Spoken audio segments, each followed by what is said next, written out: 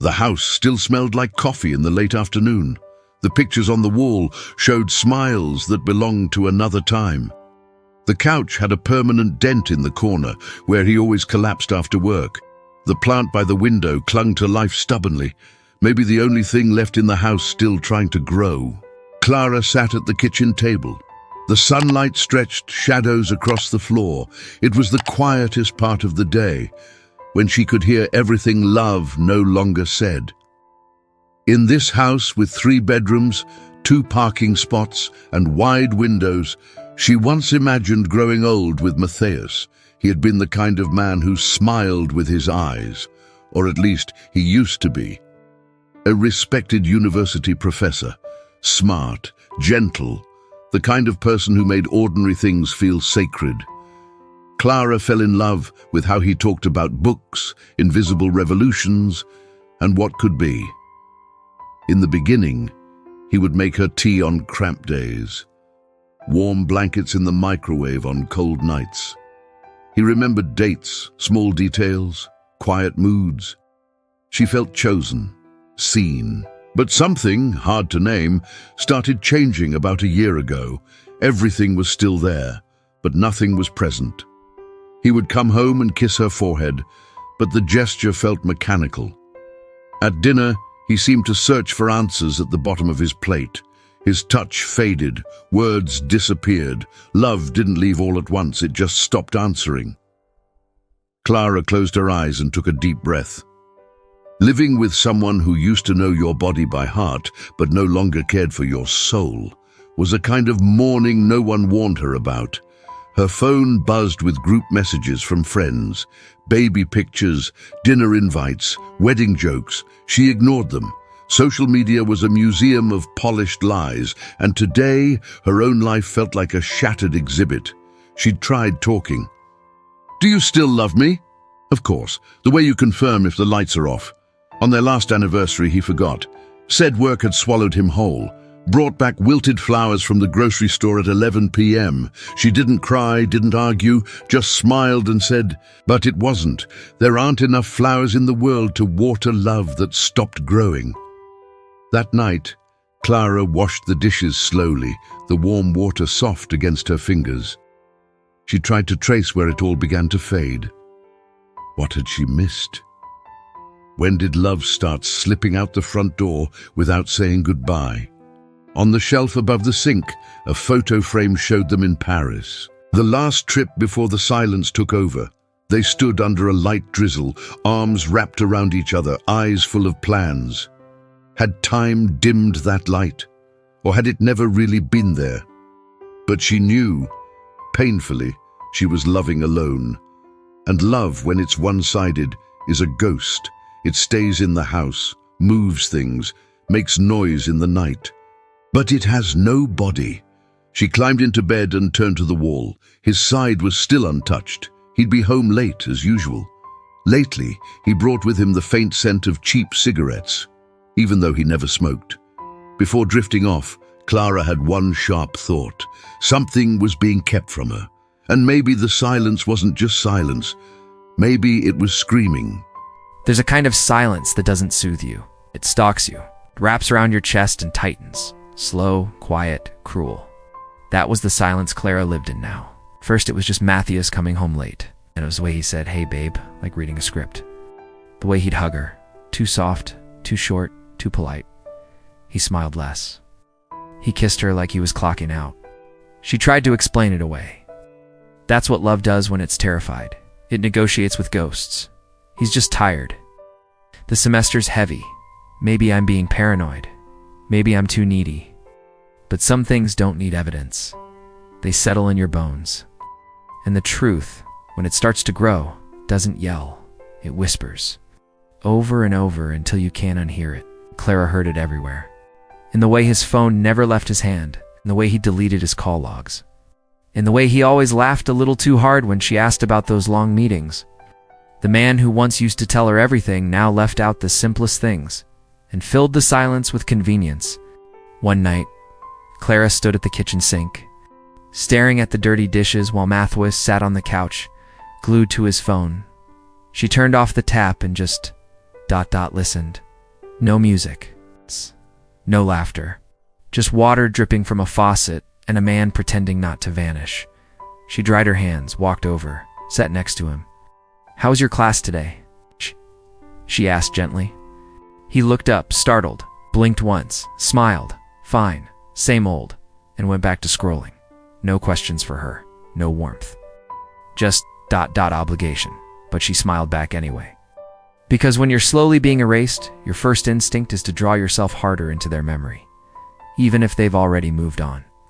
The next morning, Clara sat at the kitchen table long after he left.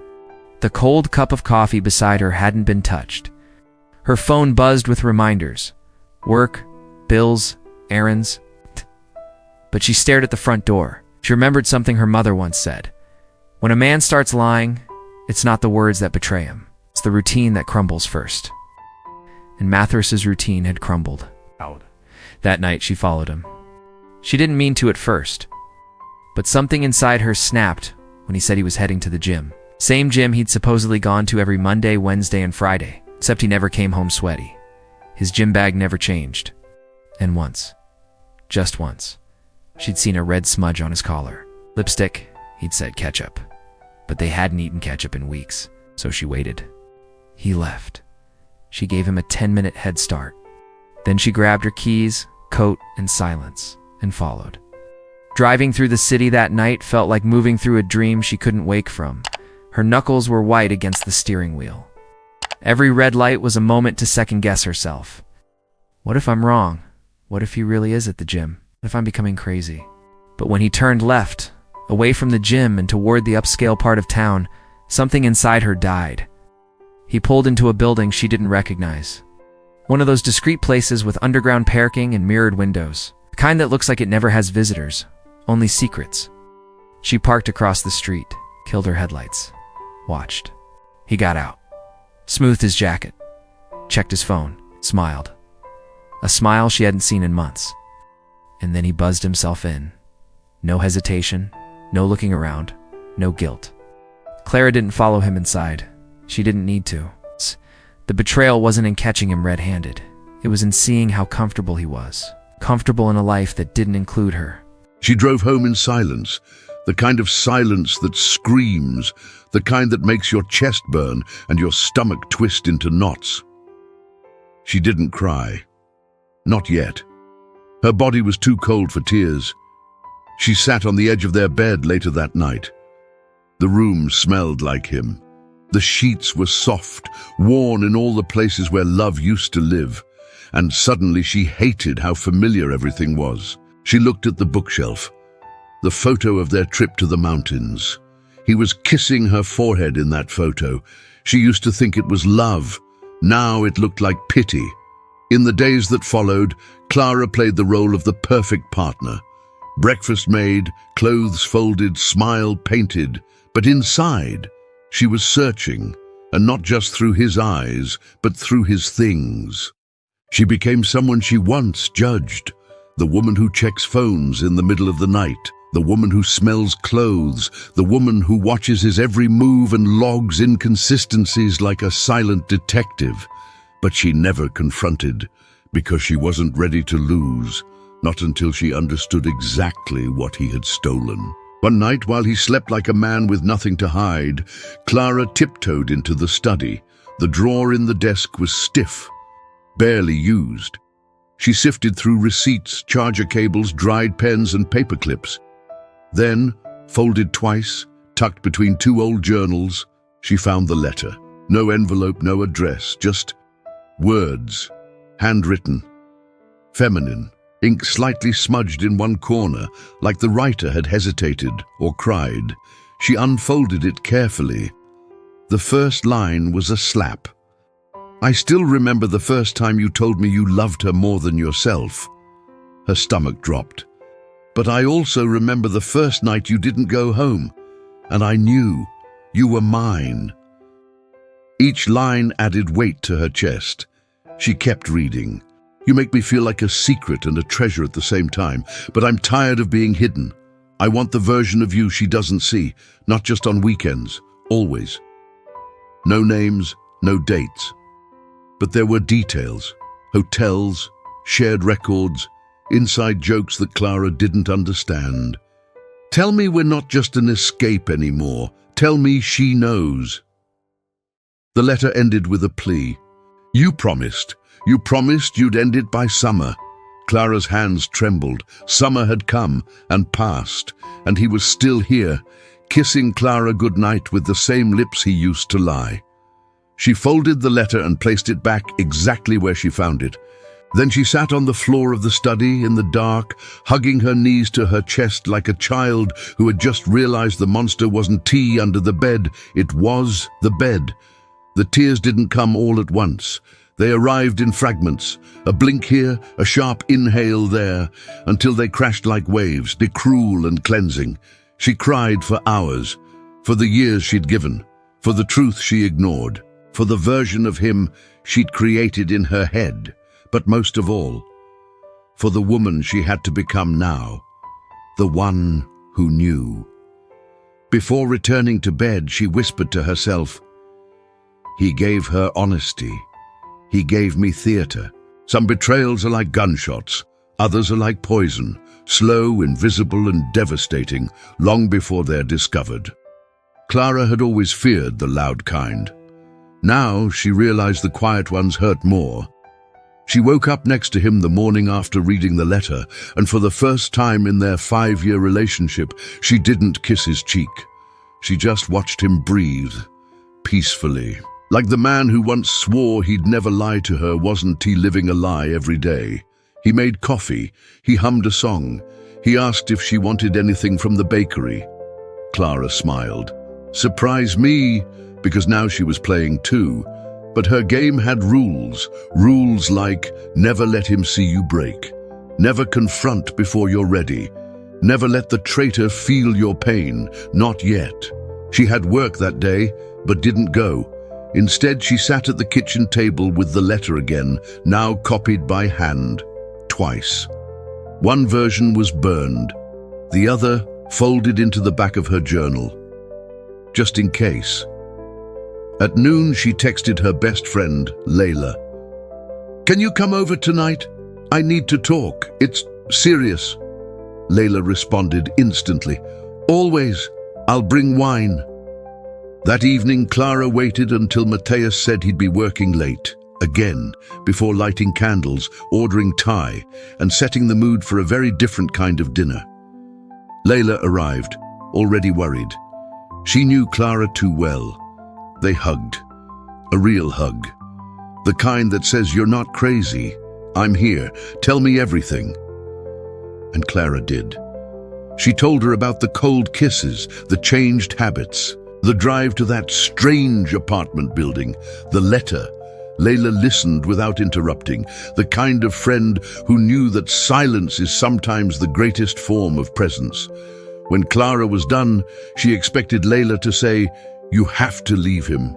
Instead, she said something colder. "How long has he been gone?" Clara blinked. 2 hours, I think.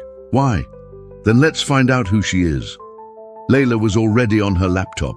Within minutes, she'd tracked the building Clara had described, cross-referenced tenant reviews, social media tags, and business records.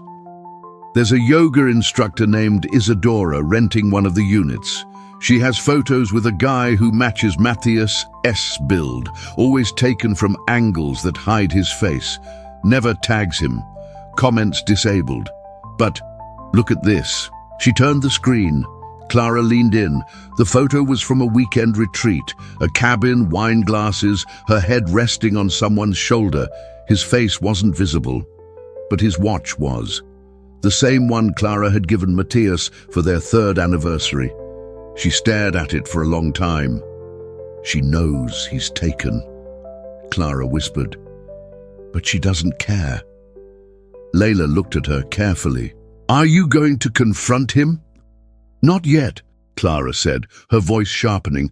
"I want to see how deep the rot goes first." Over the next few weeks, Clara played the role of the loving fiancé. She laughed at jokes she didn't hear. She made dinner. She touched his shoulder when he looked tired, and in the meantime, she collected.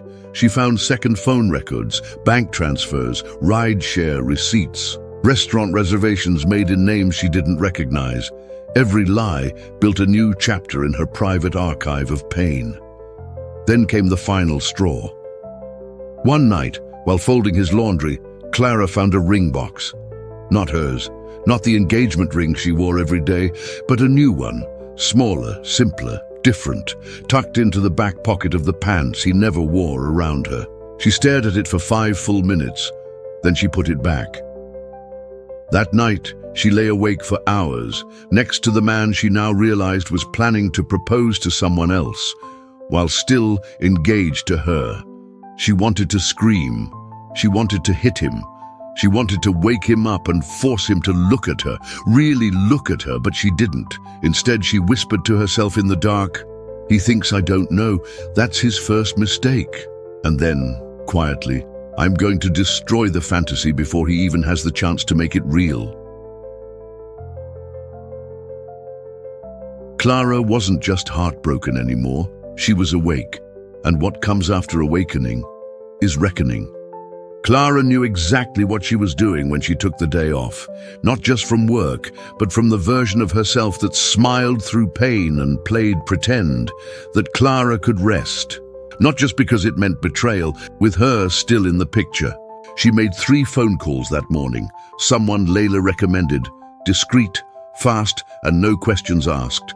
Second, to her jeweler, a replica, not of his new ring, but of her own. Third, to the office, Matthias's.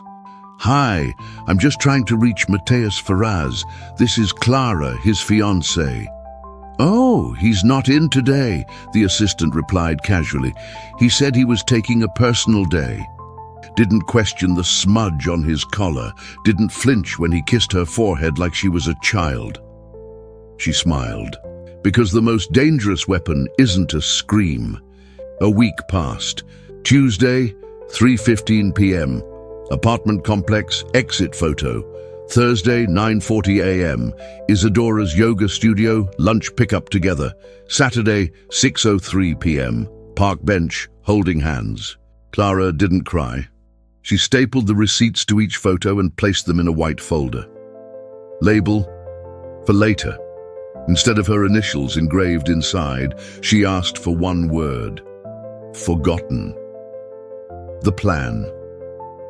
She wanted clarity, so she began preparing a farewell dinner.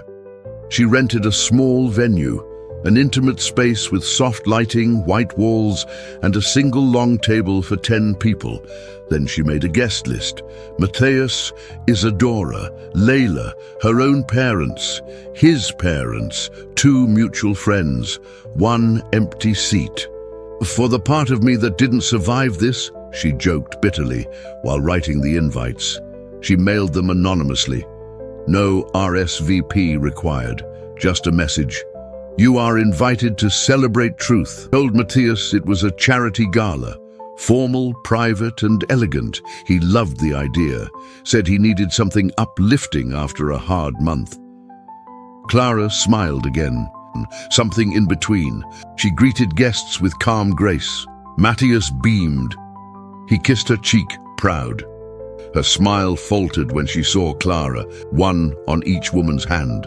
Then she stood and clinked her glass 3 times. "Thank you all for coming. I know this wasn't what you expected. I just wanted to share something I learned recently. Sometimes we live next to a lie for so long that we start mistaking it for love."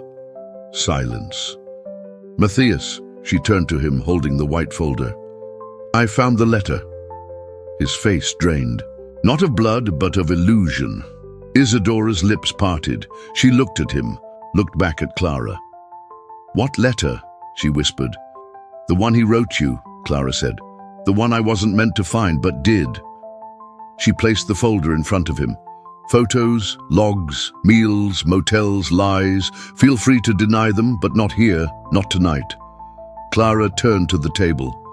"I invited all of you for a reason. Because love, real love, doesn't happen in secret. It doesn't hide behind late work nights or yoga retreats or burner phones." She paused. "Matthias proposed to me 2 years ago. We were planning a wedding, and last week I found the new ring for her." Gasps. A wine glass tipped. She held up the replica and placed it beside her original. They look the same, but one has a message. She looked straight at him. Mine says forever. The new one says forgotten, because that's what I became to you. And tonight, I'm returning the favor. She removed her ring, laid it gently on the table, and walked away. Matthias didn't follow. Isadora didn't move. No one clapped. But everyone felt the sound. The silence after Clara left wasn't brief. It was cavernous, like the space between a scream and a sob. Matthias sat frozen, ringless, surrounded by the wreckage of his own deceit. No one spoke. Not his mother, whose eyes darted between him and the ring. Not his father, who quietly removed his napkin from his lap.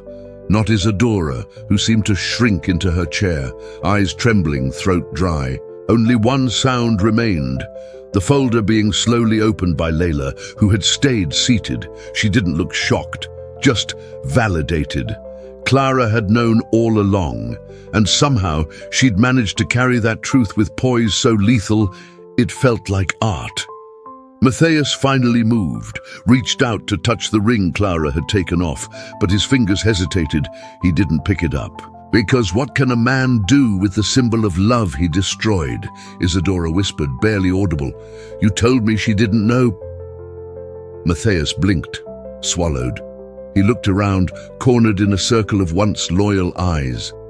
I didn't think she... Didn't think, Layla interrupted, calm but cutting. You didn't think she'd ever have a voice in your story? He tried to stand, tried to explain. This wasn't supposed to. I loved her. I still... You don't get to use that word, Layla said. You forfeited that right. Every betrayal echoes. And now Matthias was beginning to hear them. Echoes from past moments. Clara bringing him soup when he was sick, while Isadora messaged late at night. Clara asking about venues, while he deleted hotel confirmations. Clara smiling during their anniversary, while he bought flowers for someone else. Each moment a dagger.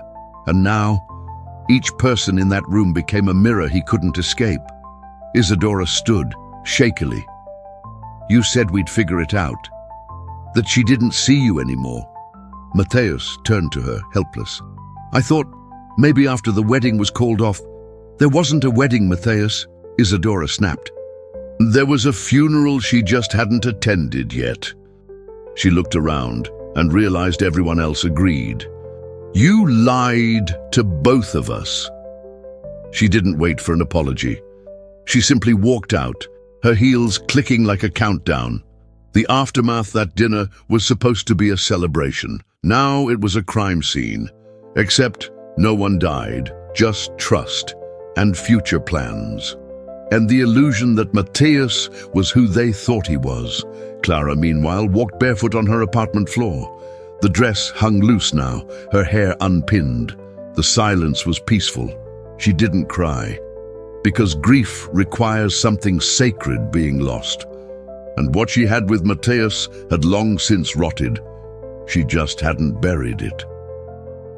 A message came through that night, from his mother. Clara, I don't know what to say, but you didn't deserve any of it. I'm sorry.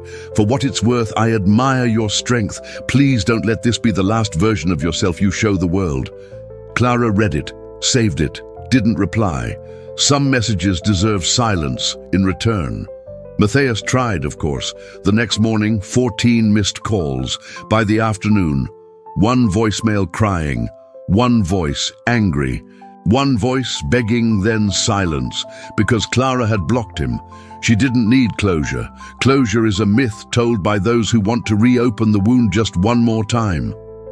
A week later, she mailed him one thing, the ring box, empty. Inside it, just a note. Return to sender. Contents no longer valid. He never replied, because what could he say? That he loved her, that he didn't mean to. That it was complicated. Clara had made one thing brutally clear. You don't get to mourn the person you betrayed while still wearing their scent. It's strange. Clara thought.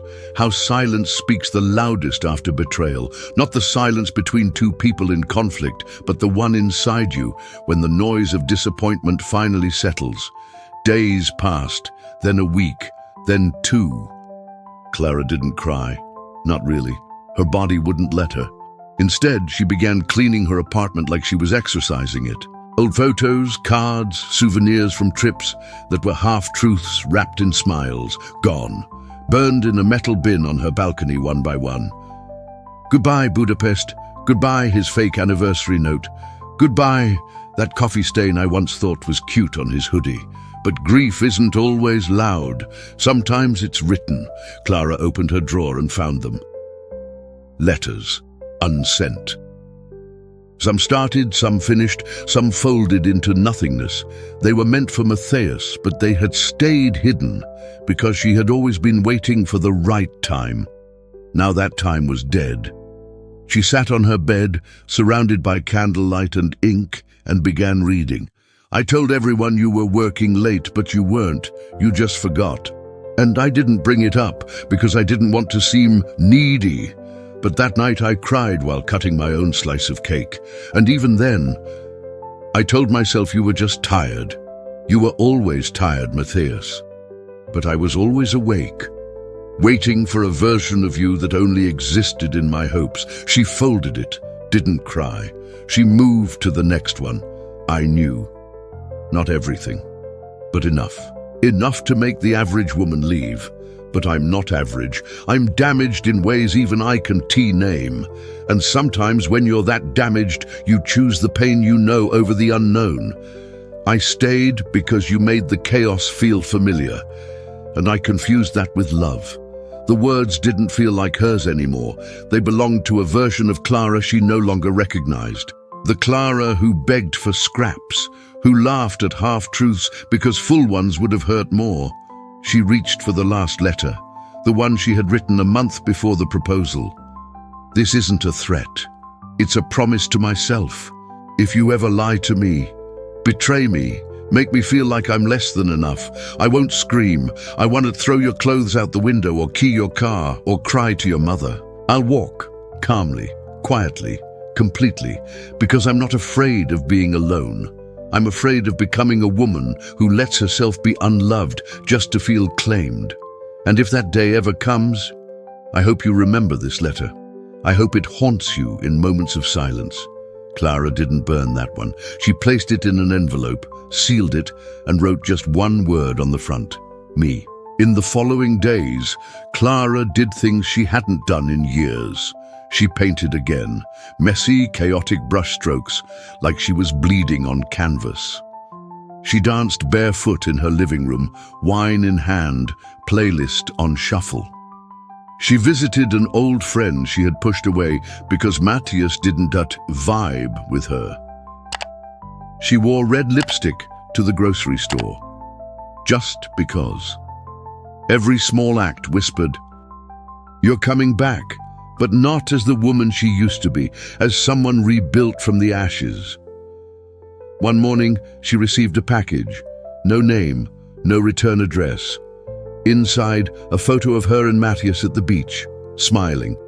On the back, just a note: "I don't expect forgiveness, but I'll never forget what I lost."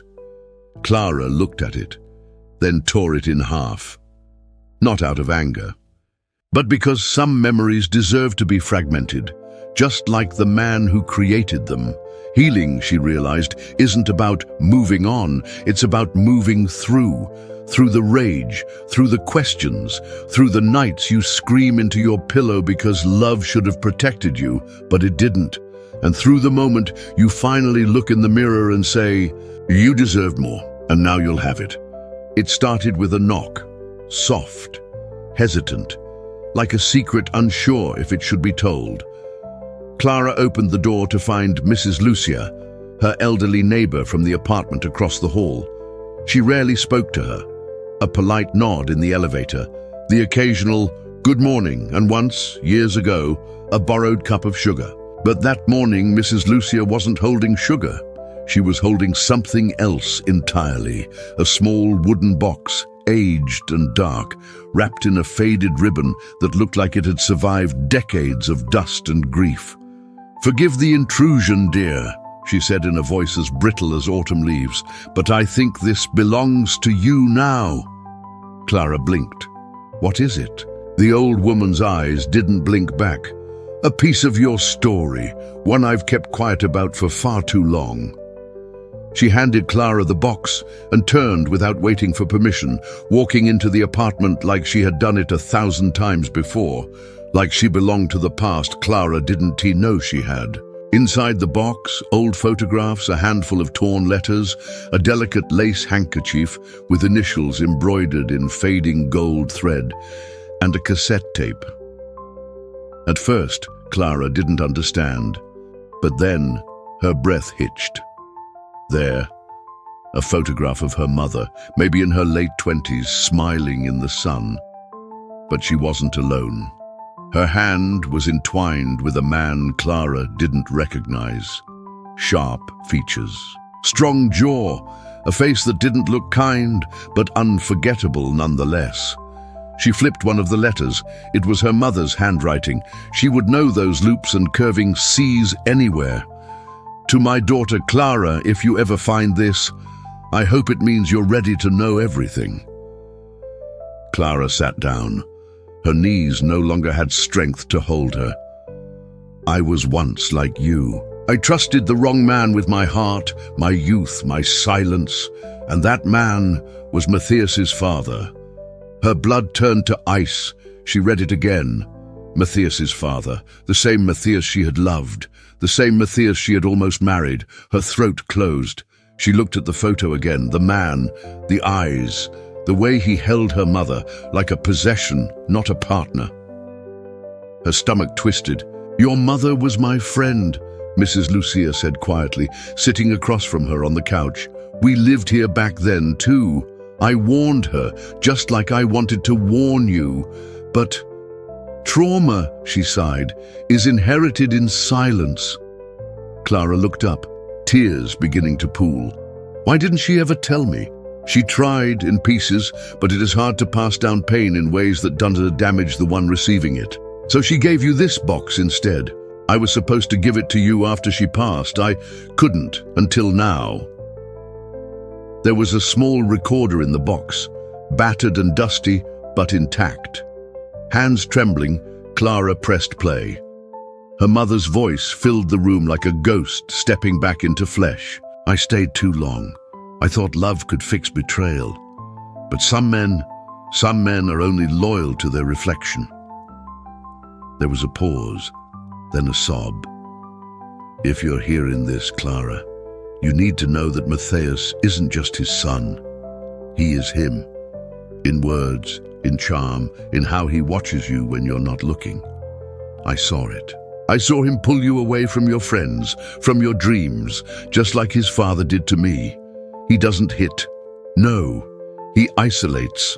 Quietly, elegantly. Beautiful lies wrapped in promises you'll never cash." Clara felt her soul unravel. Every memory with Matthias now came with a shadow. The time he insisted they cancel dinner with her college friends. The way he scoffed when she said she wanted to apply for that fellowship in Lisbon. And that trip to Rio he had insisted on last year. Wait. She got up, walked to her bookshelf, pulled out an old photo album. There it was, the beach, the cafe. She flipped the old photo from the box again. It was the same place, the exact same chair, the same stone wall in the background. Matthias had taken her to the same spot his father once took her mother, a place of betrayal disguised as romance. Her legs gave out. She curled on the floor, box beside her, like a child hiding from a storm. It wasn't just betrayal, it was a cycle, passed down like cursed heirlooms, not just through men, but through silence. That night, Clara didn't sleep. She walked barefoot through the apartment, her mother's letter folded into her palm like a prayer she couldn't forget. When the sun rose, Clara knocked on Mrs. Lucia's door. The old woman opened it slowly, as if she had been waiting. "Why now?" Clara whispered. "Why didn't you give it to me when she died? Before I met him? Before I wasted all those years?" Mrs. Lucia sighed, her eyes watery and deep. "Would you have listened?" Clara opened her mouth to answer, but nothing came out, because deep down she knew she wouldn't have. She would have defended him, called it paranoia. She would have said, "But he loves me." Pain, when buried, doesn't die. It breeds, it finds new soil.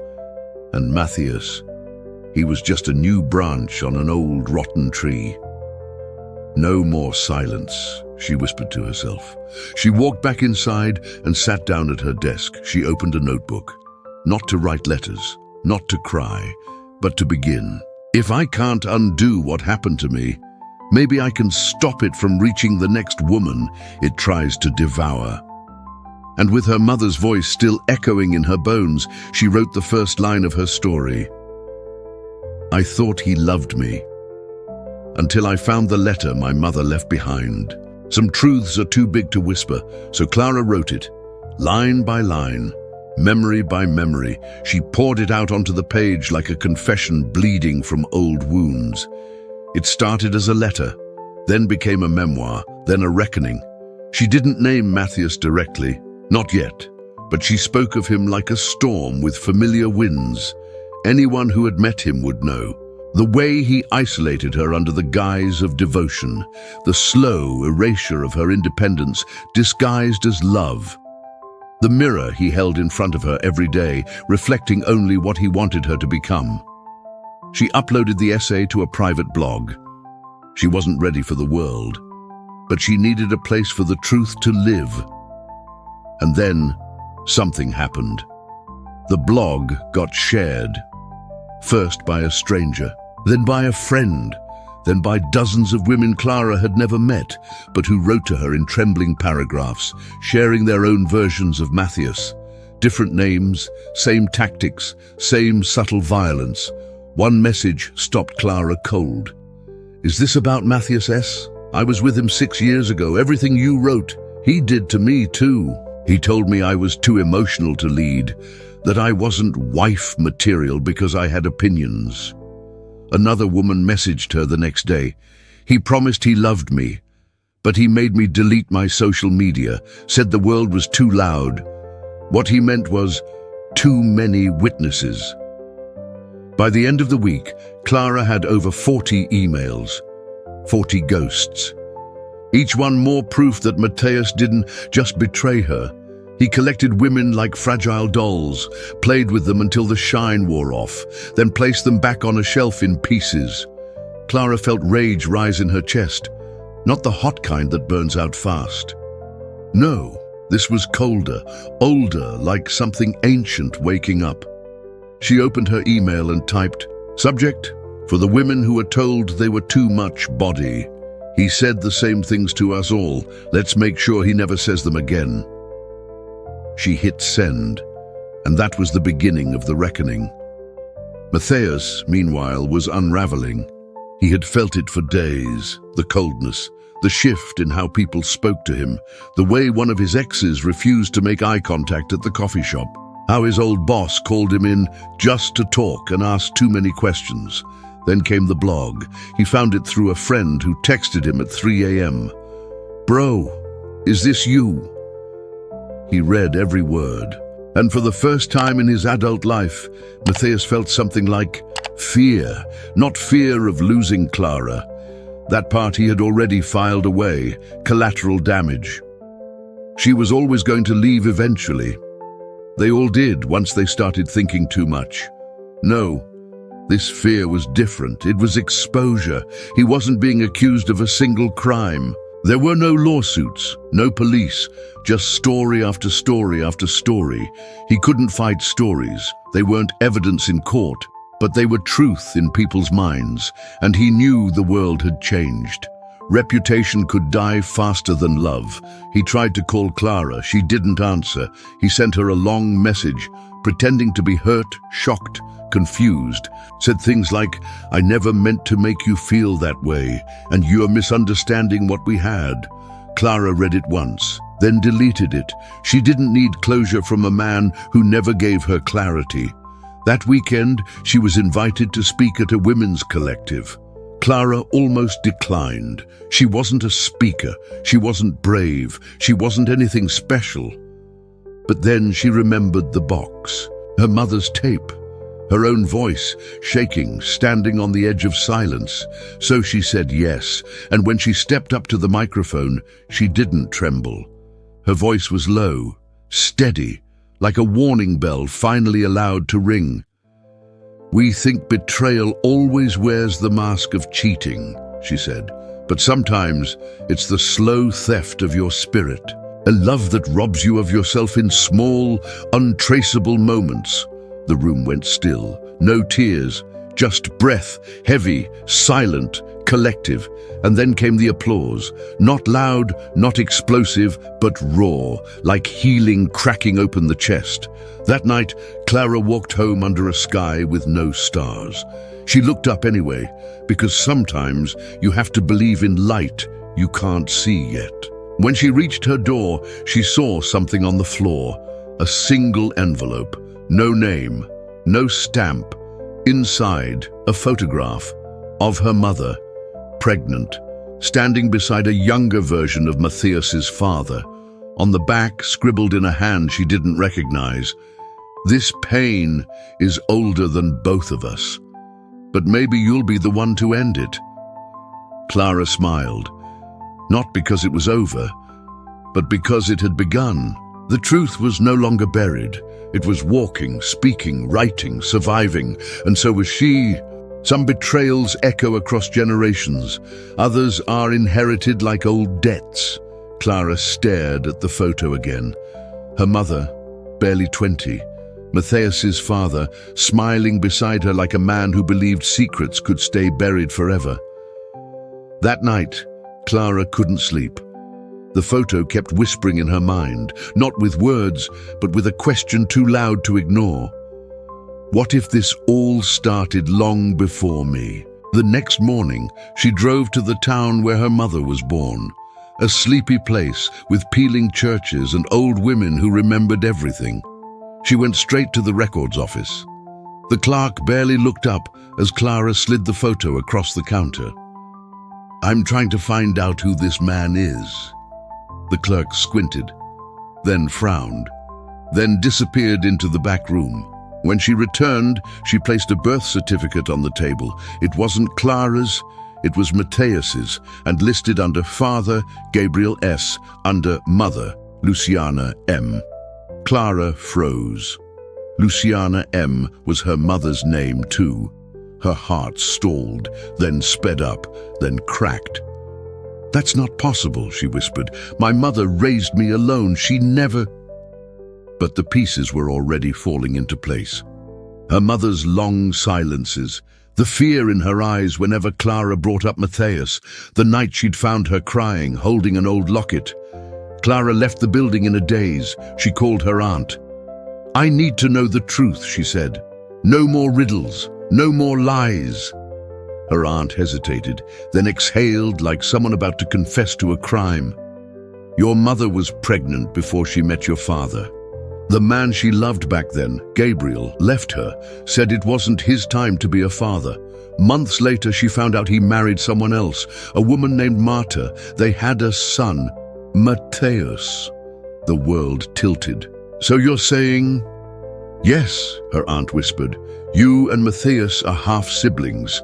The ground disappeared beneath her. It wasn't just betrayal now, it was blood. Everything they'd shared. The touches, the kisses, the love. Contaminated by a truth too grotesque to process. Clara pulled over on the side of the road and vomited into the dirt. Not out of shame. Not even out of grief, but out of rage. Not at Matthias, at the ones who had known, who had let it happen. Her mother, his father. The silence they'd wrapped around two children like a noose. That night, Clara didn't go home. She drove to the sea. She, sat on the rocks as waves crashed like a chorus of screams. They never protected us, she said to the wind. They built us on top of lies. Her phone buzzed. Another message from a woman who had read the blog. I think I'm pregnant. He disappeared after I told him. He said he couldn't be a father again. Again. That word stuck with me. Clara closed her eyes. This wasn't just about healing anymore. It was about ending a cycle. A week later, she sat in front of her mother. Luciana looked smaller now, older, like someone who had been waiting for this confrontation her entire life. Clara placed the photo between them. How long have you known? Silence. Then Luciana spoke, not as a mother, but as a woman who had been broken before she learned how to bend. Since the first time I met him, since he looked at you like he didn't know, I wanted to believe the past wouldn't touch you, that if I stayed silent, the pain would end with me. But it didn't, Clara said coldly. It passed through you and hit me harder. Luciana cried, but Clara didn't reach out. Some things deserved to be witnessed, not comforted. She stood up. I'm not angry because you made a mistake, she said. I'm angry because you let me believe a lie so long I started calling it love. Then she walked away, and for the first time, Clara didn't feel lost. She felt free, not because the past was forgiven, but because the future would be different. She would make it so. Some endings don't explode. They unravel quietly, like a thread finally pulling free from a wound too long stitched shut. Clara sat in front of the microphone. The red light blinked. She wasn't hiding anymore. This wasn't a blog post or an anonymous letter in the dark. This was her voice, unfiltered, unafraid. I once believed love could protect me, she said. Now I know the truth. Real love doesn't hide. It doesn't betray. It doesn't come wrapped in half-truths and manipulation. She took a breath. Her hands trembled, but her voice didn't. I loved a man who wasn't who he said he was. I trusted a family that built their legacy on silence, and I was raised by a mother who carried pain like it was her duty to suffer in silence, and mine to inherit. She paused, but this is where it ends. Thousands were listening, not just strangers, but Matthias, her mother, the world she had once let define her. I am not ashamed of what I didn't know. I am not defined by the lies told to protect me. I forgive myself for loving blindly. I forgive the girl I was when I thought love meant losing myself. She ended the recording and exhaled. Not relief, not peace, power. For the first time, the story belonged to her. Weeks passed. Matthias never reached out, and that was a gift. No apology, no justifications, just absence. She didn't need closure from him. He had shown her who he was, and she had learned who she was in the process. One day, Clara stood before a mirror. Her reflection wasn't softer, it was sharper, not bitter, but aware. She was not the same woman who once read a forgotten letter and shattered. She was the one who picked up the pieces and chose which ones to keep. She moved to a small city near the coast, not to run, but to start. She opened a writing workshop for women rebuilding after betrayal. They didn't talk about revenge. They talked about voice, about truth, about not waiting for someone else to rescue them. One woman wrote, I thought he broke me, but what he really did was wake me up. Another said, I don't need closure. I need beginning. Clara smiled. These weren't victims. They were survivors in motion. Months later, Clara received a letter. The handwriting was shaky, familiar, from Luciana. You don't have to read this, but I needed you to know. I never stopped loving you. I just didn't know how to protect you without destroying myself. And I see now, I failed at both. I'm sorry for the silence. I'm sorry for the weight you carried alone. I hope one day you will find it in your heart to let me hold some of it with you. Clara didn't cry. She just folded the letter and placed it in a box with others. Letters from women, from herself, from pain and healing alike. She wasn't looking for redemption. She was living it. One last thing. She walked to the shore. The wind tangled her hair. The waves welcomed her like an old friend. Clara took out the final copy of the letter that started it all, the one Mateus wrote, the one that changed everything. And she let it go. The paper floated for a moment, then sank, and with it, the last thing she didn't need anymore. Reflection. Not every story ends in justice, but every survivor deserves truth. Deserves to say, this hurt me, but it didn't destroy me. And sometimes, that's more powerful than revenge. Clara didn't get revenge. She didn't destroy anyone, but she found something even more powerful, herself. Because sometimes the greatest justice isn't making someone pay. It's refusing to carry their sins any longer. If you've ever been betrayed, silenced, or made to doubt your worth, this story is for you, not because it offers answers, but because it proves you're not alone. If this story moved you, share it with someone who needs to hear it. And don't forget to subscribe to Betrayal and Forgiveness for more stories that uncover the pain and the power of the human heart. Your voice matters, your story matters, and healing? It begins when the silence ends. Video description, en inglés americano. In this emotional story, Clara's world shatters when she discovers a forgotten letter revealing a betrayal she never saw coming. As she confronts painful truths about love, family, and forgiveness, she embarks on a journey of healing and self-discovery. If you've ever been betrayed or struggled to forgive, this story will resonate deeply. Subscribe to Betrayal and Forgiveness for more dark, intense tales of heartbreak, redemption, and the complex human spirit.